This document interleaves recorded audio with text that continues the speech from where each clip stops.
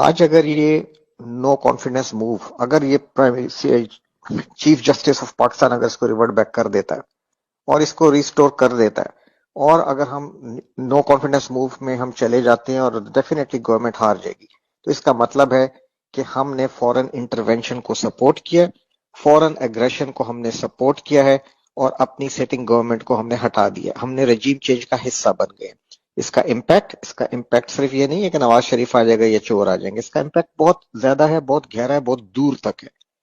ये लोग जो अब नैरेटिव बिल्ड कर रहे हैं कि जी बेगर्स आर नॉट चूजर्स, और हमें तो जी वेंटिलेटर सपोर्ट है, हमें लाइफ सेविंग ड्रिप्स लगी हुई हैं जो अमेरिका ने लगाई हुई हैं, और हम फाइनेंशियली बहुत बहुत पुअर कंडीशन में हैं, ये आगे चल के डिफॉल्ट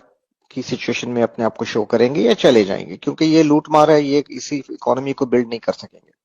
ये चाइना और रशिया की रीजनल सपोर्ट खो देंगे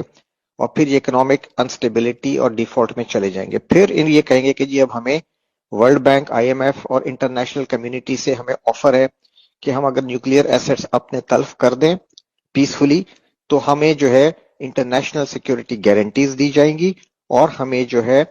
क्या कहते हैं, हमारे सारे लोन्स माफ कर दिए जाएंगे, और फिर हमें उसके बदले में काफी फाइनेंशियल एड की ऑफर्स मिलेंगी। और फिर ये दोबारा बोलेंगे कि जी बेगर्स आर नॉट चूजर्स, हम किसी से लड़ने नहीं आए, हम इंडिया से अच्छे ताल्लुकात चाहते हैं, हम नेबर में, रीजन में फ्रेंडली कंट्री की तरह रहना चाहते हैं, हम आवाम को पढ़ाना चाहते हैं, हम आवाम को सेहत देना चाहते हैं। ऑल क्रैप जो ये बोलते रहे और ये लूटते रहे, ये वही दोबारा आपको बेचेंगे राग भाषण।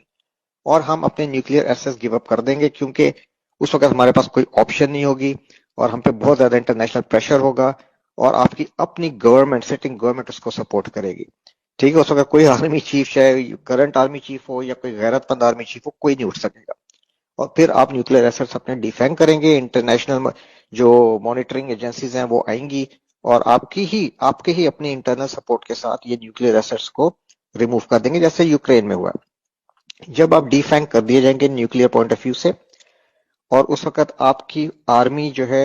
वो पूरी रिस्पेक्ट अपने लोगों में ऑलरेडी खो चुकी होगी, जो अनफॉर्चुनेटली अब खोती जा रही है और काफी हद तक खो चुकी है। जब आर्मी को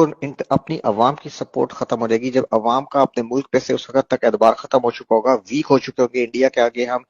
जलील हो चुके होंगे, और हम में हिम्मत नहीं होगी कि हम इंडिया की तरफ सर उठा के भी देख सकें या इज्जत से बात कर सकें, उस स्टेट ऑफ माइंड में, उस डिफीटेड स्टेट ऑफ माइंड जब फॉर्म पे क्रिएट कर दिया जाएगा, फिर आपका क्या ख्याल है कि बलूचिस्तान और गवादर को कंटिन्यू करने दिया जाएगा? उस वक्त फिर बलूचिस्तान पे ये जितनी वॉर है ये तेज कर दी जाएगी और यूनाइटेड नेशंस के पीस कीपिंग ट्रुप्स आके गवादर पे बैठ जाएंगे। आर्मी नहीं लड़ सकेगी, आर्मी को सपोर्ट ही नहीं होगी अवाम की, आर्मी बिल्कुल अवाम के आगे अपनी रिस्पेक्ट खो चुकी होगी, और लोग कोई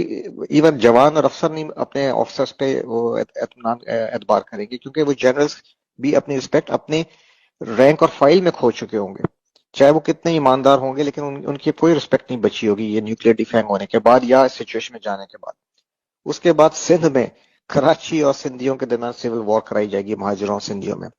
ठीक है, उस सिविल वॉर आपके घर घर में आएगी। तो जो लोग अभी घरों में बैठ के जी टीवी और जी न्यूज और ड्रामे टीवी देख रहे हैं ना, समझ रहे हैं कि ये जो नो कॉन्फिडेंस है ये सियासी अमल है